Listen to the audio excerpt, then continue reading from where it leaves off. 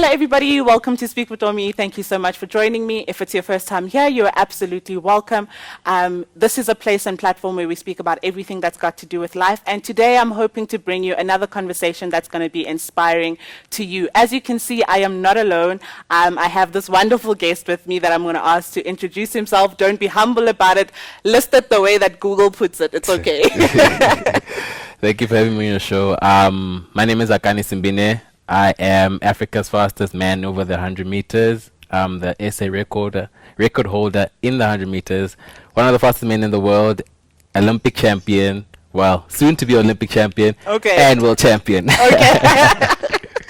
So now that we know a little bit about you, there's things that Google's not going to tell us about you. So what I want us to do now is we're going to play a game called This or That. So it's this or that. You have to choose one or the other, okay? So I'm going to ask you a few things. I'm going to give you a few options, and then you basically need to tell me which one you prefer. Sure. Okay, got it. Are you ready? Okay. So, Rihanna or Beyonce?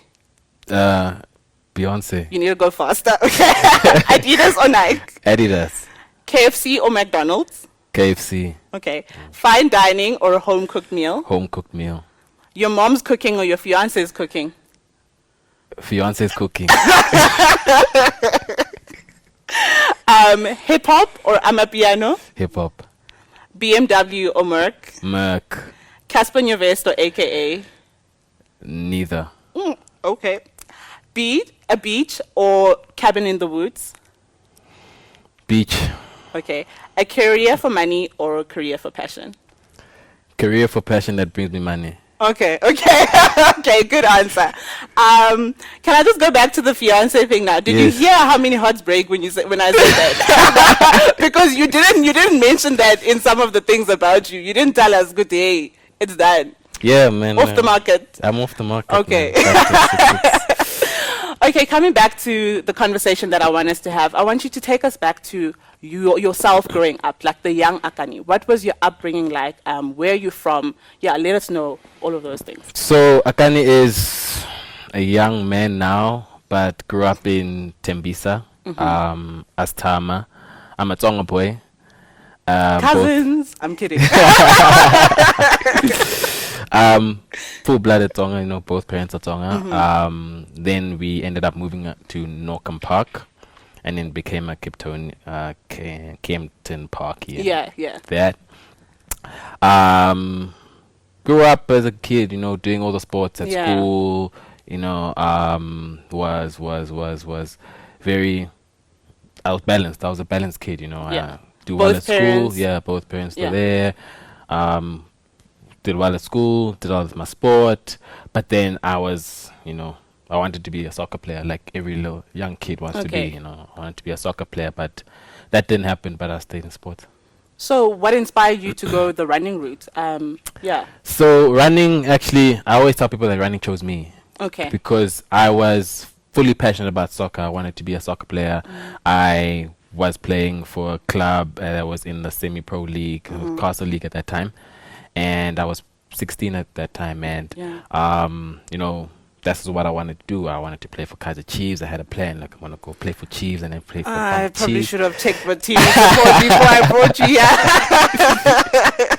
It's Pirates or nothing, dude. Pirates or nothing.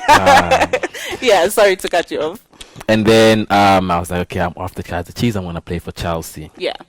Then I was at Eden Glen High, and my principal was like, in order for you to play soccer for the team, you gotta run for the school.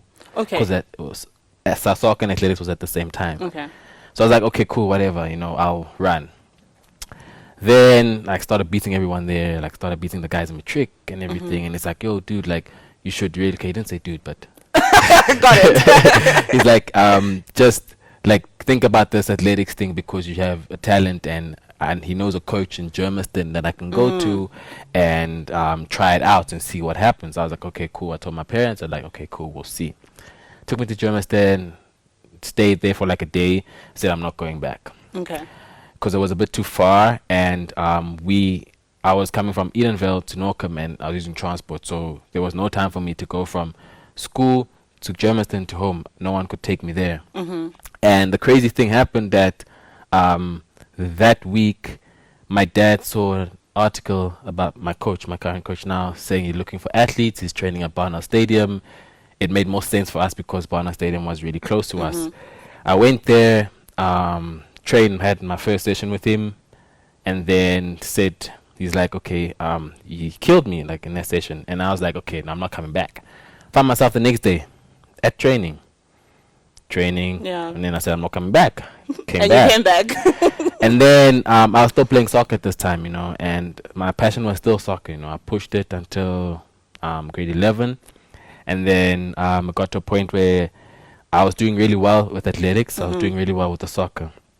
And I got to matric, and my mom was like, dude, you have to choose one of your sports because you need to balance everything out in matric. Yeah, black parents in school. Yeah, definitely. You guys, yeah. You know, and then it was like, okay, I had to go through this juggling phase of thinking, okay, do I want to let go of my dream of being a soccer player and take on another dream that I'm not so sure about? Yeah. I don't know anything about it. I don't know if I can build a career with it, but let me see, you know. And then I spoke to my mom, and she said, you know what, with soccer, you know, you have to know people to get into these places. Were you a good soccer player? Yeah, I was really good. Okay. And I was like, okay, and then she said to me, with athletics, if you win, no one can take that away from you. If you are first, you are first, you know, and you don't have to fight with the politics and worry about, am I going to be chosen for the team, because the first guy needs to be in the team. Yeah.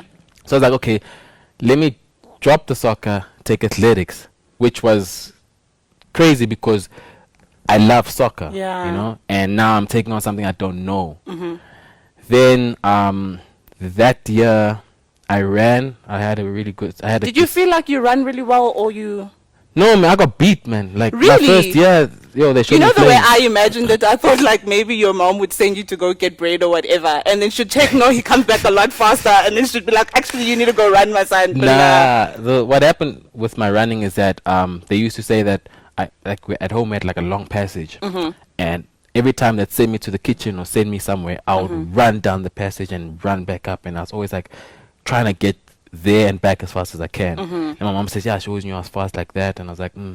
I don't know. Yeah. You know. Yeah. And I then said, okay, you know what, let me take this route.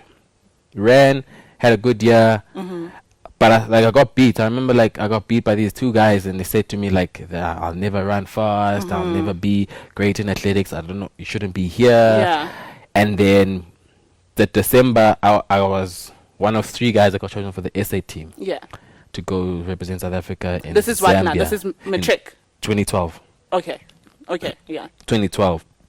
And then went there, beat those guys, I broke the SA junior record. Okay. Then I was like, okay, something can happen here, you know. Then it's like all these things start coming, people start But what talking. do you feel changed? Because you used to get beat, and then all of a sudden, like, you getting better. Did you train harder? What did you do? I had a chip on my shoulder, one, because of those guys that said I could never do well in athletics. And then 2, I always, like, when I started enjoying athletics, I was like, okay, dude, I can actually do something with this. And for people to come and tell me that I can't do it, and I know I feel good about this and I'm enjoying it, so you're trying to take something I'm enjoying away from me. I want to prove to myself that I can do this, and you will see by what I'm achieving that I can do this, and I'm made for this. Sure. Do you struggle with self-doubt then? Because I mean, you sound like you're so headstrong, but I'm sure some of these things get to you. Yeah, I was, like, growing up, I was always that shy kid, you know, like, I'll sit in the corner, you know, I wouldn't talk much, I wouldn't share much with people, you know, it was the loud guys and me. So this is a lot right now. Nah.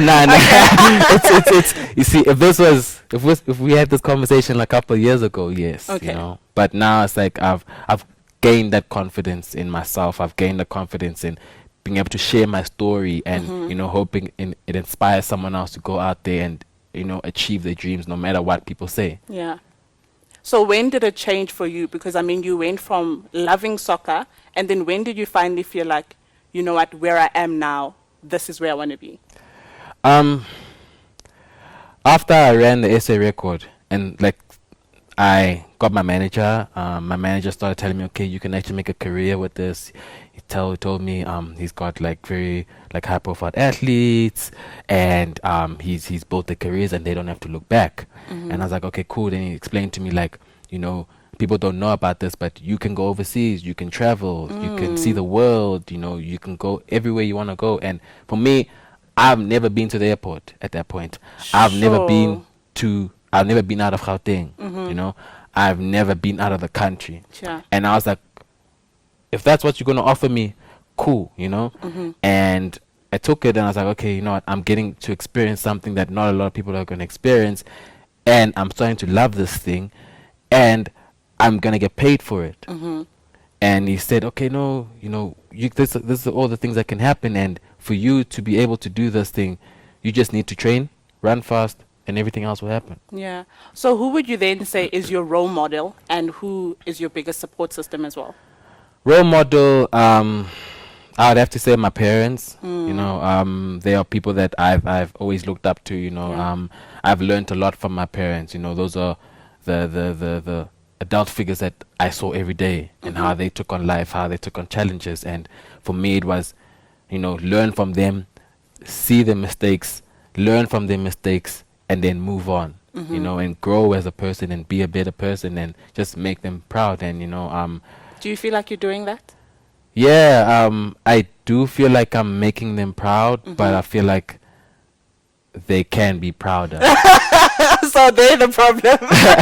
No, they're not the problem. My parents are very proud of me, but I think it's just for me. Like, you can do more. I can do more, you know, and I want my parents to be able to say, you know, they already say like they're proud of me and they're happy for me, but I want them to be able to be like more, like say, you know, that's my kid, you know. And when they get older, they are happy, like, and when they talk about me, they're happy. They are, you know, feeling good when they talk about me, you know. And that's something like, for me, it's very important that my parents are good. My parents are happy. My parents know that they brought up a good child, and they taught him right to go out after his dreams and everything, you know. So it's one of those things where I'm very passionate about, you know, just making sure my parents know that they brought up a good child. Yeah. And I'm thinking now that most parents want to go like the generic route, and they want to make their kids like, you know, your doctors, your, I don't know, like, you know, those type of careers. Yeah. Did nothing like that ever happen to you? Aren't you supposed to be like Dr. Akani or something like that? No. So what happened with me, so I got my degree. I studied... what did you study? Information science. I studied IT at Tux. Oh, so you are like a buffin. You're not just, No, you know, a macho guy. Okay. So for me, I studied IT at Tux, graduated, but it took me longer to graduate because I started running and I took it professionally, so I had to balance it out. And it wasn't easy. I failed subjects, you know. I had to come back. And, like most of us.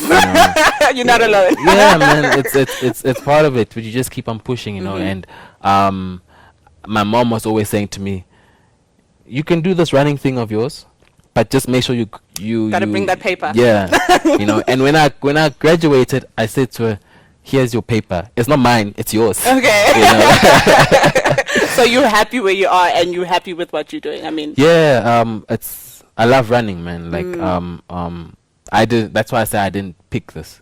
This for me chose me, you know. And it's something that I fell into it. I was guided along into it, and I grew into it, you know. And I if someone had to say, okay, we give you a professional soccer contract between an athletics contract, I'll take athletics. Sure.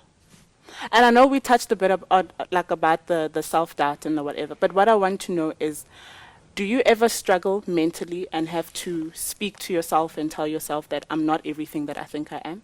Yeah, I've gone through like a whole lot of ups and downs mentally, like with doubt, self-doubt, and just believing in myself, you know. With what I do, it's you step on a track, you're alone, you know, and there's a whole lot of thoughts going through you. There's millions of people watching you, but you there on the track, and then you get these thoughts of, am I ready? Am I prepared? Am I good enough? What if I don't win? What if I disappoint? What if I disappoint my family, my friends, people that I love? What if I disappoint the country? You know, and then you have to like kind of take yourself away from that so that you can focus and do what you need to do, because that self-doubt is the thing that kind of takes the whole enjoyment of what you're doing away. So how do you do that? How do you bring your mind back to say, we're going to do this? So I meditate, you know, and I kind of bring myself back into my center and say, okay, all these things are in my head. Like all these doubt things are in my head. I've trained really hard. I wouldn't be stepping onto the track if I wasn't ready. You know, I wouldn't be here if I wasn't good enough. Yeah. You know, and these are the things I need to go back into myself and say, if self-doubt, you are not ready, but why am I here? I am ready. You know, you wouldn't be put in a position if you weren't ready. You wouldn't be put in the blocks if you weren't ready. You wouldn't have prepared for so long if you weren't ready. You know, and for me, it's just kind of fighting that mental battle and saying, okay, I am ready, I'm here, let me just get the job done, and afterwards it's fine. Sure. With that being said, like, how do you then deal with failure? Because you mentioned that you're an upcoming Olympics winner, and obviously you haven't won one yet. So how do you deal with failure?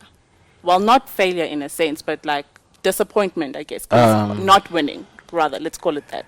I'll take you to like one of my recent ones. 2019, we had World Championships in Doha, and for me that year was the year when I knew, okay, I'm gonna step on the podium.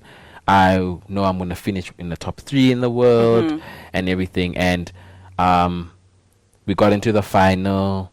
You know, I was feeling good. Everything was going good. I was ready for that race. Ran. I was laying second at a point, and then got to the last 10 meters. From second, I went to third, I went to fourth. Sure. And for me, because like in the 100 meters, you can see what's happening around you, you know? And like, I literally went down on the ground and I was like, oh, really? Did you cry? No, I wanted to. You're okay. There's so many people out there. I really wanted to, you know. It was the worst thing. Like for me, it was the worst because it's like something I knew I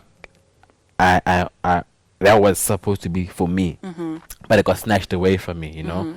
And it got snatched away from me in literally few seconds. Not even a few seconds, like 0.0. Okay. I lost the medal by 0.02 seconds.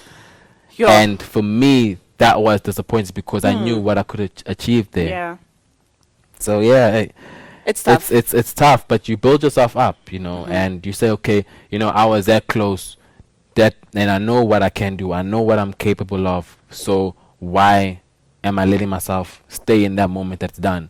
It's already done. It's happened. Now let me grow and get better and make sure next year I'm 10 times better than I was this year. Yeah. And that's the mindset that I took on. And I was like, okay, no, let me just build and make sure that I am better and make sure that when we go run at the Olympics, I am 100% and achieve what I need to achieve. Yeah.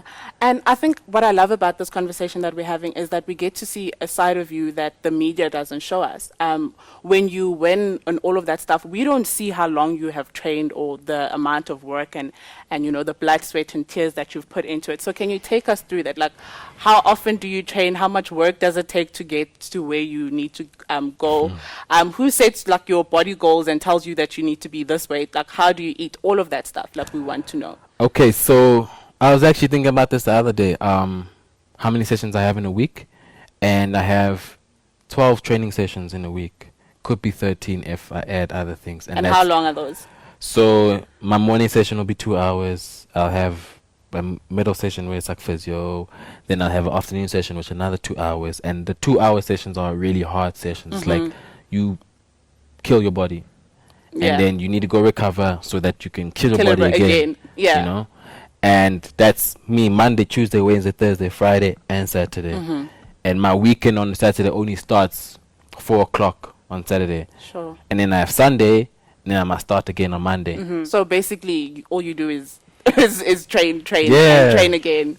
And it's a full-time job, you know. It's people always say, all you just do is run. And I'm like, it's not just running. I go to the gym. I see a psychologist. I go to the physio.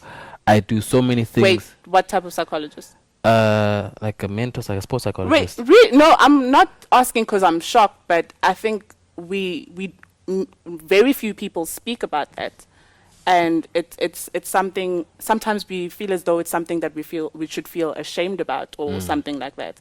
And I'm just glad that you're able. Can you tell us like maybe more about that? And yeah, so I see a psychologist so that like kind of to just get the mind in tune with what's happening, you know, and also for me, I was really disappointed in 2019 when it happened, you know, and I was like really down, and you know, I was contemplating like this whole running thing, and started seeing a psychologist, and you know, we spoke, and you know, he took me through some things, and therapy. Yeah. It's good to talk about your things, you know. I wasn't for it. Yeah, I wasn't for it. You know, I wasn't for it. I wasn't. I mean, black man going to therapy. Okay. Yeah, it's a bit like frowned upon. It's like, why are you going to talk so much wrong with you? You know? But you know, but you go to a doctor when you're sick. You know, and it's also taking kind of the mind also needs help. You know, not just from what you're reading or what you're consuming with your friends or with people around you. You also need help, you know. You also need someone that is specialized in helping your mind to be in its best place ever. Yeah, and there's no shame in that. Yeah, there's no shame in it, you know. Like if I say I'm going to a psychologist, like it should be normal. It's normal. It is what it is. Yeah. So what is the, you know, best thing and the worst thing about being famous? Yes, you are famous. I don't think so. I knew you were going to give me trouble with that. But like, yeah, you are famous. So what is the best thing and what is the worst thing about being famous? Best thing is you get free things. Okay. A lot of and you didn't even bring me any, but here we are. You get free things. Yeah. But like on the real, like the best thing is that you have the ability to impact so many people's lives in a good way. Yeah. You know, and inspire so many people to go out there and achieve their dreams. You know, for me, it's not about the fame. It's about how many people I can touch, how many people I can say to them that they'll take my story and be like, okay, he was able to do it. And even if it's in a different field, you know, doctor or whatever you're doing, agriculture, whatever, you believe in yourself that you can do it and you can achieve it, you know. And the worst thing about it is trust issues. You don't know who to trust because everybody's out there to get something from you. Yeah. And there's so many people out there that don't have good intentions, you know. So it's always that thing about, why are you giving me attention? Why are you talking to me? What do you want? You're always questioning that, and it's not a nice thing to. It's not a nice place to be in all the time, because it's like you just want to live, be free, and everything. But you meet someone, and he's like, "Hey, what do you want?" From me? Yeah. And how has that affected, like your, like also being famous? How has that affected your choice of life partner? In friendships, I can imagine there's friends that, you know, grew up with you and they knew as this person that, you know, you just Akani to them, and then all of a sudden now you're like Akani, you know. Like, how has that influenced your life? So the people I had around me, like, I've had the worst kind of people around me, and I've had the best people kind of around me, you know. And I've seen both worlds, and you know, it's that's where I kind of also get my trust issues from, because when I was enlightened about what these people wanted out of my life and that would benefit them, and it wasn't something that was like symbiotic for us to, you know, grow together, I was like, okay, no, this is not really good for me. It's not good for my spirit. It's not good for my running. It's not good for my whole life, in a sense, you know. It's not good for my well-being. So you cut those people out, and then you see people that stick with you through everything, you know. And those are the people that you need to be with. You need to kind of, you know, reach out and get from, you know, because, you know, I still have my friends from when I was 6 years old, and we still tight, you know. And there's new guys that came on, you know, but they came in and then they left, you know. And So you lost some people along the way. You picked up some other people. Yeah, you lose a lot of people on the way, but I feel like everyone has a purpose in your life, and they kind of teach you certain things. You know, if they leave, they leaving something with you. They are leaving a lesson. Yeah, I just love that we get to see that, you know what, everybody is human, everyone has struggles, everyone goes through, you know, normal human stuff. And one of the things I remember seeing on your social media when I started to follow you, you mentioned, in your bio, the statement, for your glory. What does that mean to you? So for me, it was everything I do needs to be for God's glory. Everything I do needs to be for His kingdom, and I need to be able to show that through my life, through what I do, you know, to be able to, you know, say, okay, God, when it comes to my end, you need to be able to say to me, you did it for my glory. So that's what it's for. Yeah, the reason I asked about that is that sometimes we feel, you know, you need to be like a pastor or whatever to actually be living in your purpose or to be in a ministry per se. But here you are and you're running and you still feel as though like you're giving God all the glory at the end of the day. And someone might look at you and be like, yeah, you're running, but what does God have to do with that? What would your answer to them be? God has to do with everything in your life. Literally, if I wouldn't be where I am today without God, you know, and that's an important thing that you need to kind of look at and remember, that you weren't brought into this planet just to be. You know, you were brought onto this planet because you have a purpose, and you need to serve out that purpose. Yeah. So just another question. This career is short-lived. I don't know how many years. How many years do you feel you have left? 8. Yeah. So you're 27 now. Okay, 27 plus 8. Oh, math kill me. So that's about 35. Yeah. Okay. So what then? What's next after that? I know you're concentrating on now, and that's a bit far. But yeah, I mean, your mom made you go to school probably because of that. She was like, nah, like this career is short-lived. So what can we expect to see from you? What do you think will happen? So for me, it's after I, you know, hang up my spikes, it's gonna be about the youth and getting them on board, getting them believing in themselves, getting them trying to achieve what they want to achieve. You know, I have plans for, you know, kind of things I want to do for development, and also, you know, getting to business. I've got into business as well, and it's just growing myself. You know, I want to kind of use my degree, but I also don't want to use it. You know, but I will probably end up using it because I want to breach that gap between sport and technology. But in South Africa, you know, the rest of the world is pretty alright. But then here is still a gap, and that's something that I feel is important for us to move with the world, but also grow as, you know, sport in South Africa and as people. And yeah, so you do have a heart for South Africa. You're not trying to up and leave. No. This is home, bro. This is home. Yeah, it's the best place to be. So what I want to know now, let's just backtrack a little bit. Are you happy with how much money you're getting? I know. It's, you don't have to tell me the number, but someone out there is sitting and like, I want to do what this guy does. Will they be happy with the money?